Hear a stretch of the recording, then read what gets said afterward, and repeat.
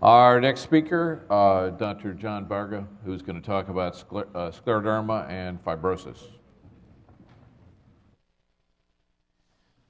Well, thank you again. And I realize I'm the last speaker standing between you and lunch, so I'll try to be fairly effective. But I'm going to talk now about what is fairly unique and distinguishing in scleroderma, which is a fibrotic component.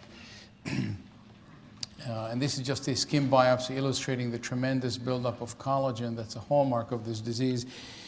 And you do see fibrosis in other rheumatic diseases, and certainly the end-stage renal failure in the kidney, in lupus, and the scarring of the muscle in late-stage polymyositis are the same processes, but scleroderma is really dominated by these processes, and it makes it quite unique and puzzling. So what I'm going to cover in the next 40 minutes or so is a little bit about what is fibrosis and how our concepts may be evolving in terms of this process. Fibrosis is a very, very important biological process. It's estimated that 40% of all deaths in the United States are a result of fibrosis. So no matter what inflammatory or environmental or other injuries you might sustain, as we're getting better at treating the acute disease, you very often end up with organ fibrosis, which then ultimately leads to death.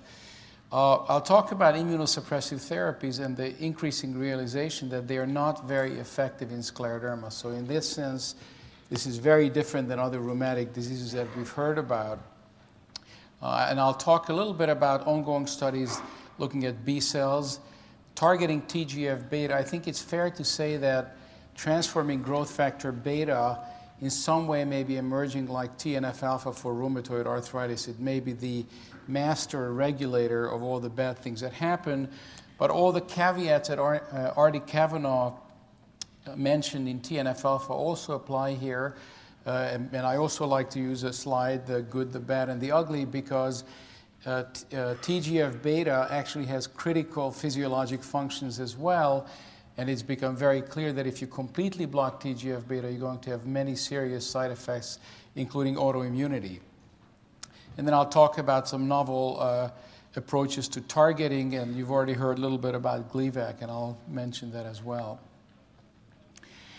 So the conundrum, I think, is that scleroderma is clearly an autoimmune rheumatic disease, and yet anti-inflammatory and immunomodulatory treatments really don't work very well. And we have a very long history of treating these patients with these drugs without very much efficacy.